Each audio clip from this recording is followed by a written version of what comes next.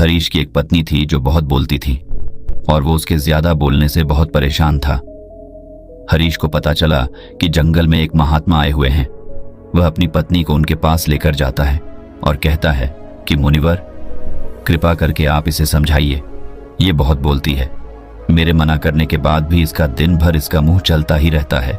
मैं इसे कितना समझाता हूं कि कम बोलाकर चुप रहना सीख, लेकिन नहीं, और हर बार इसकी वजह से लड़ ढाई होती है। महात्मा मुस्कुराए और बोले, मैं तुम्हें इस बात को एक कहानी की मदद से समझाता हूं। मेरा गुरु का एक शिष्य था जो बहुत बोलता था। वह हर समय इधर उधर की बातें करता था और कभी शांत नहीं रहता था। जब वह दान लेने के लिए जाता तो हर घर से एक नई कहानी लेके आता और आश्रम के दूसरे शिष्यों को सुनाता, और एक शिष्य की दूसरे से बुराई करता, चुगली करता और दूसरों के सामने अच्छा बनने का प्रयास करता और खुद के मुंह से ही खुद की तारीफ करता रहता और हमेशा खुद को गुरु के सामने सबसे बुद्धिमान और उत्तम साबित करने का प्रयास करता। वह खुद को सभी शिष्यों से अलग और श्रेष्ठ मानता था। उसका कहना था कि मैं एक अमीर घर का बालक, अगर मैं चाहता तो एक आरामदायक और सुविधाओं से भरा जीवन जी सकता, लेकिन मैं वह सब छोड़ कर यहाँ आ गया क्योंकि मुझे खोज करना, खुद को जानना है, जीवन को जानना है। एक दिन गुरु ने आश्रम के सभी शिष्यों को बुलाकर कहा, आप सभी को अगले 1 महीने के लिए कोई ना कोई संकल्प लेना होगा। इससे आपकी संकल्प शक्ति मजबूत होगी और आप में आत्मशक्ति का संचार होगा। आप सभी अपने सामर्थ्य के अनुसार कोई भी संकल्प ले सकते हैं, और यदि 1 महीने से पूर्व आप में से जिसका भी संकल्प टूट जाएगा तो वह अपनी पुरानी दिनचर्या में वापस आ सकता है। सभी शिष्यों ने अपनी शक्ति के अनुसार संकल्प लिए और गुरु को अपने अपने संकल्प के बारे में बताकर वहां से चले गए।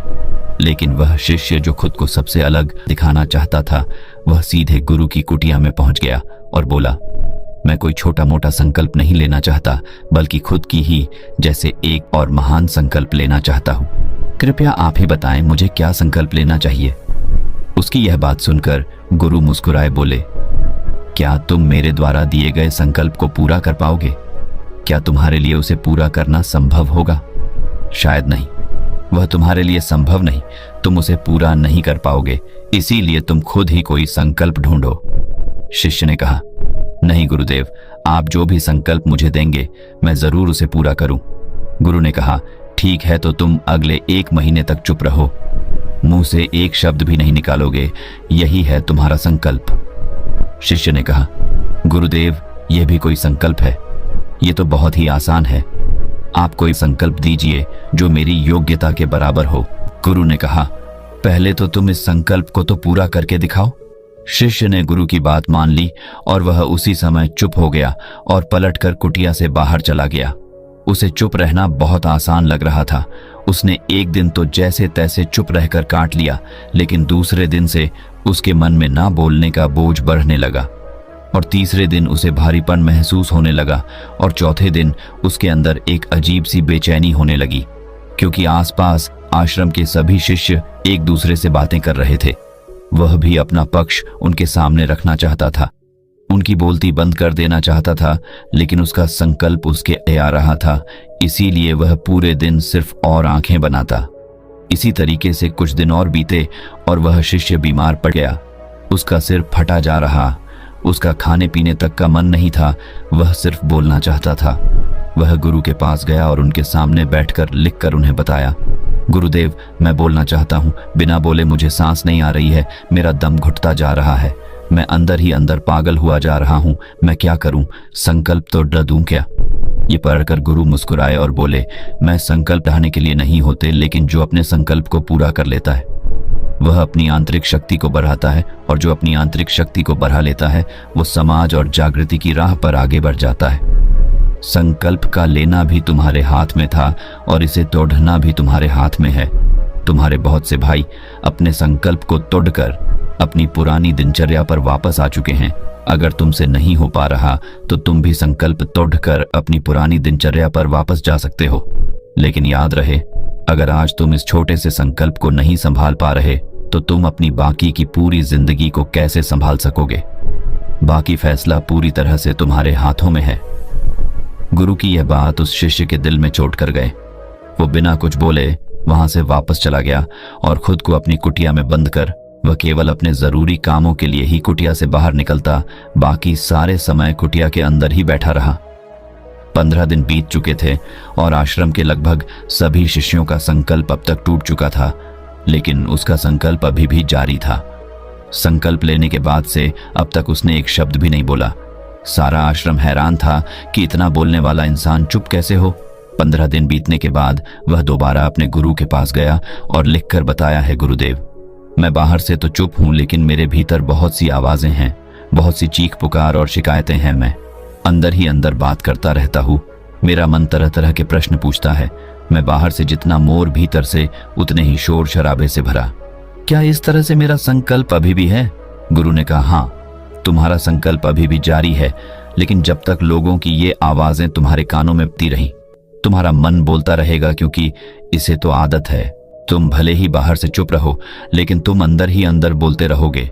तुम्हें इन बातों से, इन आवाजों से दूर जाना चाहिए। शिष्य गुरु को प्रणाम कर वहां से चला जाता है और सुबह होते ही अपनी कुटिया छोड़ जंगल की तरफ चला जाता है। कई दिन बीत जाते, संकल्प का समय भी पूरा हो जाता है, लेकिन शिष्य लौटकर नहीं आया। आश्रम में सभी को डर था कि कहीं जंगली जानवर ने उसे खाना लिया हो। इस बीच उसे ढूंढने की बहुत कोशिश की गई, लेकिन वह कहीं नहीं मिला।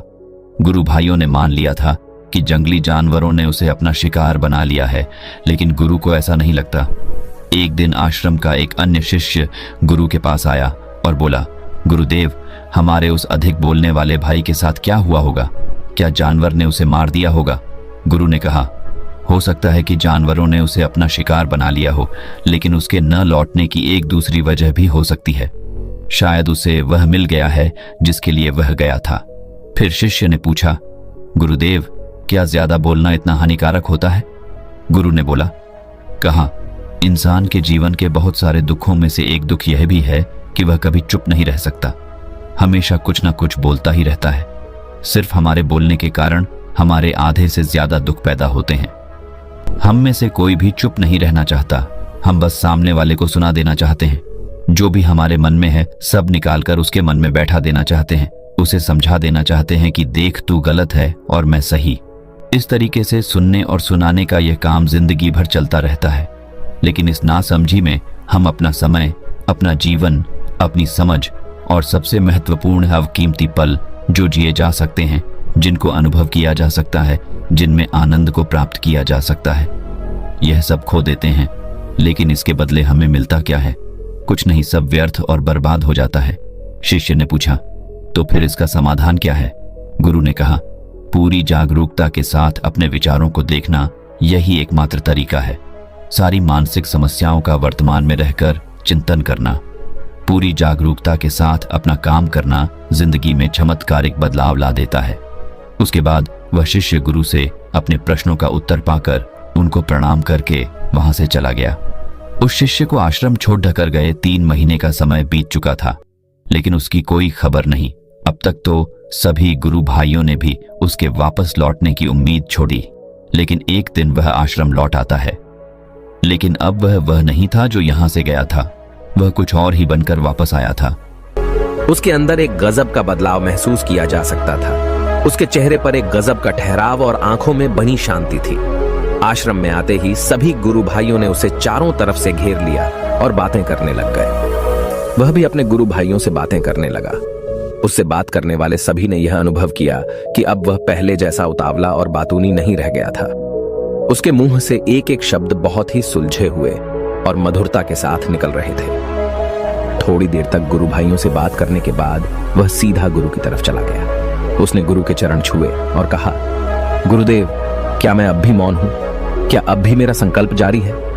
गुरु ने कुछ देर तक शिष्य की आंखों में बड़े ध्यान से देखा और कहा, हाँ, तुम अब भी मौन हो। तुम्हारे मुंह से एक भी शब्द निकल नहीं रहा और तुम्हारा संकल्प अभी भी जारी है। शिष्य ने कहा, गुरुदेव, जब मैं आश्रम से गया तो मैं मुंह से तो चुप था, लेकिन मेरे अंदर बहुत सी आवाजें थीं।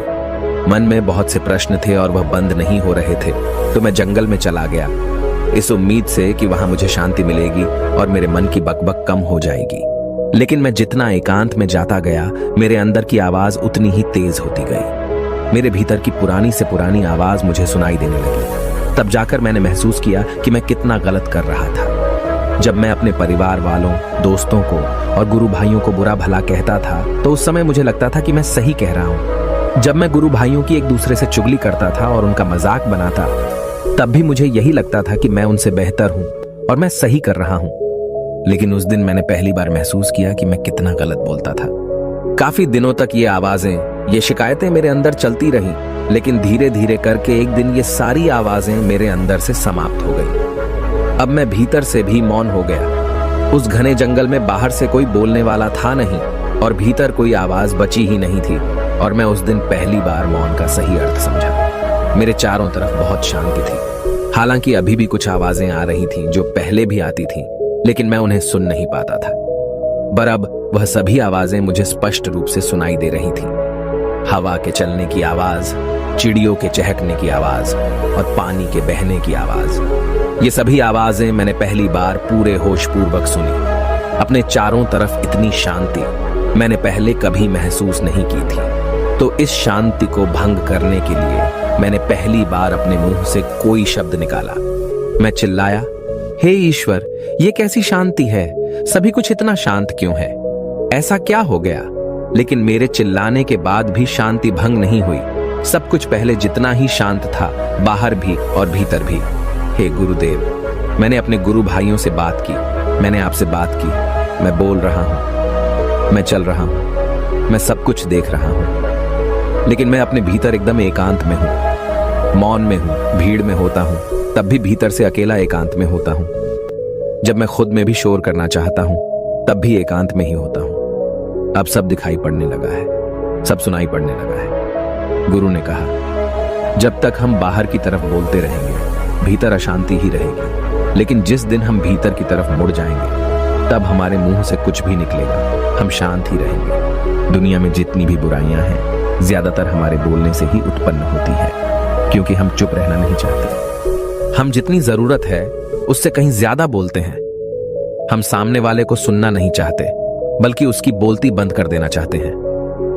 उसे समझा देना चाहते हैं कि मैं कौन हूं, मैं क्या कर सकता हूं, और यही हमारी जिंदगी का मकसद बनकर रह जाता है। हमारी सारी ऊर्जा व्यर्थ के बोलने में बर्बाद होती रहती है। ऐसे ही समाज में लोगों का जीवन दुखों से भर जाता है, जो हमेशा एक दूसरे को सुनाने में लगे रहते हैं। कभी एक दूसरे को सुनना नहीं चाहते, समझना नहीं चाहते, और चुप रहना तो उन्होंने कभी सीखा ही नहीं, क्योंकि चुप रहना उन्हें छोटा महसूस करवाता है। दुनिया की सभी लड़ाइयों का कारण हमारा बोलना ही है। इसलिए हमें सिर्फ उतना ही बोलना चाहिए जितना जरूरी हो, क्योंकि व्यर्थ का बोलना ऊर्जा को नष्ट करना है, और यह बोलना ही हमें कभी अपने भीतर की ओर लौटने नहीं देता, क्योंकि यह हमें बाहर की ओर खींच कर रखता है, और बाहर है ही क्या इस संसार के अलावा। लेकिन अगर अपने भीतर के संसार की ओर मोड़ना है, तो इस मुंह को बंद ही रखना चाहिए। इसीलिए जितने भी बुद्ध हुए, आत्मज्ञानी हुए, वह सभी एकांत की ओर भागे, ताकि उन्हें ज्यादा न बोलना पड़े, ज्यादा सुनना न पड़े। वह एकांत में रहे और शांत रहे, इसीलिए आसानी से भीतर की यात्रा कर पाए। लेकिन अगर कोई चाहे तो इस संसार में रहकर भी एकांत में रह सकता है, शांत रह सकता है, लेकिन इसके लिए उन्हें अपनी ऊर्जा बचानी होगी, जिसे वह अब तक अपने व्यर्थ के शब्दों में बर्बाद कर रहे थे। दोस्तों, इस कहानी की सीख यही है कि व्यर्थ का बोलना ऊर्जा को नष्ट करना है। ज्यादा और व्यर्थ बोलना ही हमें अपने भीतर की ओर लौटने नहीं देता, क्योंकि यह हमें बाहर की ओर झुकाए रखता है, और जिन्हें भीतर की यात्रा करनी है, उन्हें अपने मुंह को बंद ही रखना चाहिए। मुझे उम्मीद है कि आपको यह कहानी पसंद आई होगी, और काफी